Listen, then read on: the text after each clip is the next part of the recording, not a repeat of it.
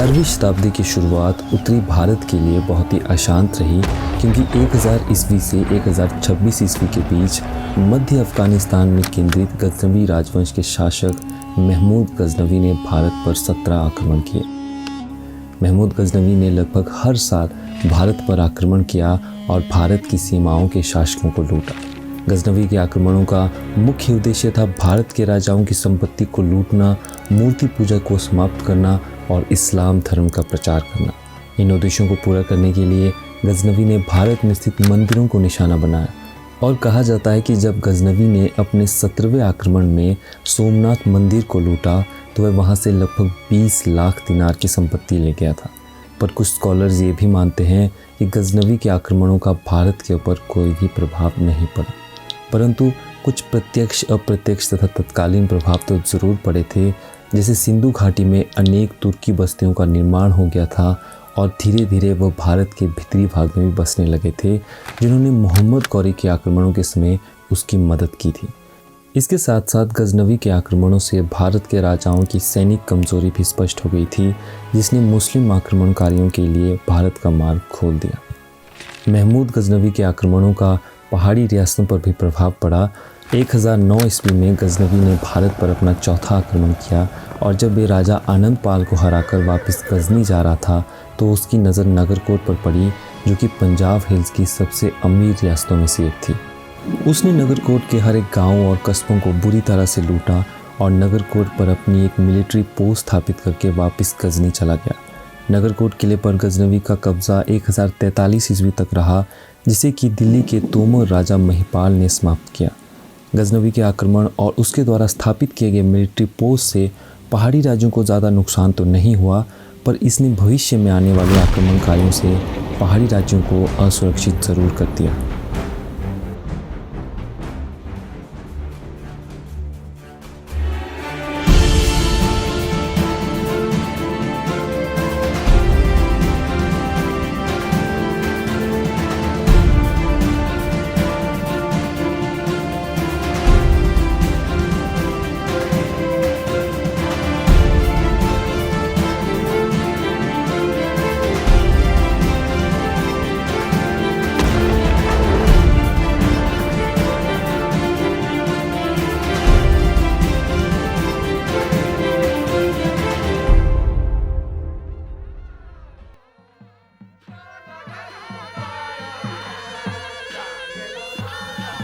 किसी भी देश या प्रदेश की कला, संस्कृति और उस देश के विकास को जानना, समझना तथा उसका अध्ययन करना हो तो उस देश या प्रदेश के इतिहास का अध्ययन करना बहुत ज़रूरी होता है।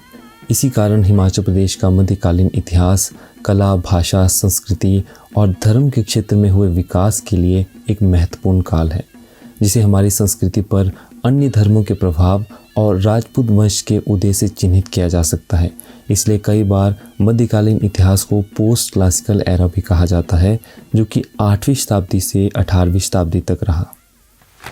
अगर हम हिमाचल प्रदेश के मध्यकालीन इतिहास को भारत के मध्यकालीन इतिहास से अलग करके या जोड़ करके अध्ययन करें तो इसे 3 भागों में बांटा जा सकता है। इसमें पहला भाग है इन्वेजन ऑफ टर्क्स, दूसरा है दिल्ली सल्तनत और तीसरा है मुगल्स। सबसे पहले बात करते हैं टर्किश इन्वेजन की, जो कि 2 फेजेस में हुआ, फर्स्ट इन्वेजन और सेकंड इन्वेजन, जिसमें उन्होंने कश्मीर और सिंध को इन्वेड किया पर कभी हिमाचल की रियासतों पर हमला नहीं किया। टर्क्स के पहले इन्वेजन की सबसे इम्पॉर्टेंट बैटल वैली ऑफ लामघम में शुबुक्तगीन और कश्मीर के राजा जयपाल के बीच हुई, जिसमें स्नो स्टॉर्म की वजह से जयपाल को हार का सामना करना पड़ा और उन्होंने शुबुक्तगीन को शांति समझौते के लिए कहा, जिसे कि पहले शुबुक्तगीन के बेटे महमूद ने रिजेक्ट कर दिया था। इस पर जयपाल ने कुछ ऐसा कहा था कि शुबुक्तगीन को शांति समझौता मानना पड़ा। जयपाल ने कहा था, लूट, श्रद्धांजलि, हाथियों और कैदियों को प्राप्त करने की आशा में तुम शांति समझौते से इनकार करते हो तो हमारे पास कोई और विकल्प नहीं है। हम दृढ़ संकल्प लेकर अपने घोड़ों पर चढ़ेंगे, अपनी पूरी संपत्ति को नष्ट करेंगे, अपने हाथियों की आंखों को निकाल फेंकेंगे, बच्चों को आग में जला देंगे और तलवार और भालों से एक दूसरे को मार देंगे और तुम्हारे पास बचा होगा तो सिर्फ पत्थर, मिट्टी, राख और हड्डियाँ। इस संदेश को सुनकर शुबुक्तगीन ने जयपाल के साथ शांति समझौता कर लिया पर कुछ ही समय बाद जयपाल ने शांति समझौता तोड़ दिया था, जो कि टर्क्स के सेकेंड इन्वेजन का कारण बना। टर्क्स के दूसरे इन्वेजन में महमूद गजनवी ने भारत पर 17 आक्रमण किए, जिसकी चपेट में नगरकोट भी आया, जो कि 1009 ईस्वी से 1043 ईस्वी तक टर्क्स के कब्जे में रहा। पर महमूद गजनवी नगरकोट को छोड़कर बाकी पहाड़ी रियासतों पर कब्जा नहीं कर पाया था।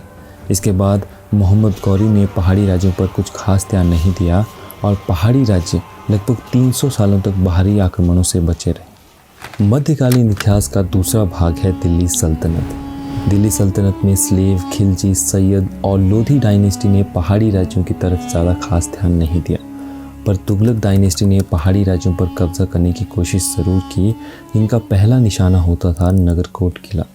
तुगलक डायनेस्टी में सबसे पहले मोहम्मद बिन तुगलक ने नगरकोट पर कब्जा करने की कोशिश की, पर इस घेराबंदी के बारे में कहीं भी कोई भी सबूत नहीं मिलता है। तुगलक डायनेस्टी का अगला राजा था फिरोज शाह तुगलक, जो कि 1351 ईस्वी में राजा बना। फिरोज शाह तुगलक ने 1360 ईस्वी तक पहाड़ी राज्यों पर हमला नहीं किया, पर जब कांगड़ा के राजा रूपचंद ने दिल्ली तक के मैदानी भागों को 1360 ईस्वी में लूटने की कोशिश की, तब 1361 ईस्वी में फिरोज शाह तुगलक ने नगरकोट की घेराबंदी की, जो कि लगभग 6 महीने तक रही। फिर रूपचंद और फिरोज शाह तुगलक के बीच समझौता हुआ और रूपचंद ने फिरोज शाह तुगलक की अधीनता स्वीकार कर ली।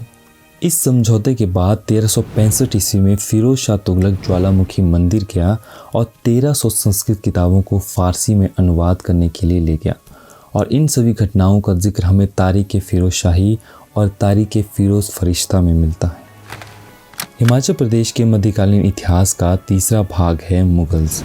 भारत में मुगल वंश की स्थापना बाबर ने 1526 ईस्वी में पानीपत के पहले युद्ध में जीत हासिल करने के बाद की थी, और अकबर मुगल्स के पहले राजा थे जिन्होंने पहाड़ी राज्यों पर अपनी अधीनता स्थापित करने के लिए एक अनोखी रणनीति अपनाई थी, जिसमें वे पहाड़ी राजाओं के बच्चों और रिश्तेदारों को बंदी बनाकर रखते थे, ताकि वह उन राज्यों पर नियंत्रण स्थापित कर सके जिन पर उनकी अधिक प्राथमिकता नहीं थी।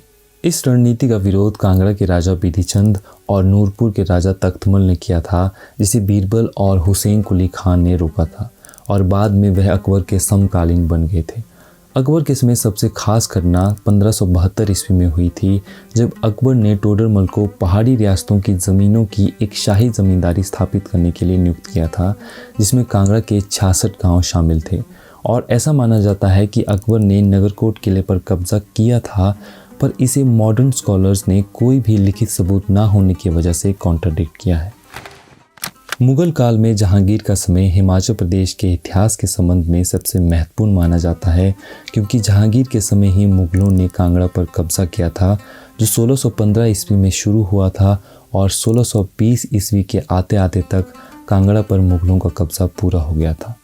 1615 ईस्वी में जहांगीर ने कांगड़ा पर कब्जा करने के लिए राजा सूरजमल और शेख फरीद मुर्तज़ा खां को भेजा, परंतु दोनों में आपसी मतभेद की वजह से यह असफल रहा। इस आक्रमण का असफल होना जहांगीर के लिए शर्म की बात थी कि वह एक छोटी सी रियासत पर कब्जा नहीं कर पाया। इसलिए 1617 ईस्वी में फिर से सूरजमल और शाह कुली खां मोहम्मद के नेतृत्व में कांगड़ा पर कब्जा करने के लिए सेना भेजी गई। कुछ ही समय में उनके बीच झगड़ा हुआ और रास्ते में सूरजमल और शाह कुली खान में लड़ाई शुरू हो गई, और सूरजमल ने मुगलों के विरुद्ध विद्रोह कर दिया। सूरजमल के इस विद्रोह को जगत सिंह ने दबाया और 1620 ईस्वी में कांगड़ा पर कब्जा किया। कांगड़ा किले पर नवाब अली खां के नेतृत्व में मुगलों का कब्जा हुआ, जो कि 1783 ईस्वी तक रहा। जहांगीर के बाद शाहजहां और औरंगजेब ने पहाड़ी राज्यों पर ज़्यादा ध्यान नहीं दिया। सिर्फ समय समय के बाद कांगड़ा किले के किलेदार बदलते गए और रियासतें अपने आप मुगलों के समकालीन बनती गई। इसी समय पहाड़ी रियासतों ने मुगलों के विरुद्ध कुछ विद्रोह भी किए, जैसे जब औरंगजेब ने 1678 ईस्वी में चंबा रियासत के सभी मंदिरों को गिराने की आज्ञा दी, तो वहाँ के राजा चतर सिंह ने एक संघ बनाकर उसका विरोध किया और गुलेर, जम्मू और बसौली के राजाओं के साथ मिलकर विद्रोह किया और अपनी खोई हुई रियासतें भी वापस हासिल कर ली। इसके साथ साथ मुगल्स का हिमाचल के आर्किटेक्चर, पेंटिंग्स, क्लोथिंग्स और लैंग्वेजेस पर भी प्रभाव रहा, लेकिन कल्चर पर सिर्फ मुगल्स का नहीं बल्कि 16वीं और 17वीं शताब्दी में सिखों का भी रहा। सिखों के हमेशा से ही पहाड़ी रियासतों के साथ मैत्रीपूर्ण संबंध रहे और कई सिख गुरुओं ने हिमाचल प्रदेश की कई रियासतों में यात्राएं भी की। सिखों के 10वें गुरु गुरु गोविंद सिंह जी पहाड़ी रियासतों के साथ 2 युद्धों के लिए जाने जाते हैं, जिसमें पहला है कहलूर के राजा भीमचंद के साथ बघानी युद्ध और मुगलों के साथ नादौन युद्ध। और इन दोनों युद्धों में उन्हें जीत हासिल हुई, पर मुगलों की तरह सिख भी सिर्फ लोअर हिमाचल पर ही अपना वर्चस्व स्थापित कर पाए। और 18वीं शताब्दी में अंग्रेज़ों के आगमन के साथ ही आधुनिक भारत और आधुनिक हिमाचल की शुरुआत हुई।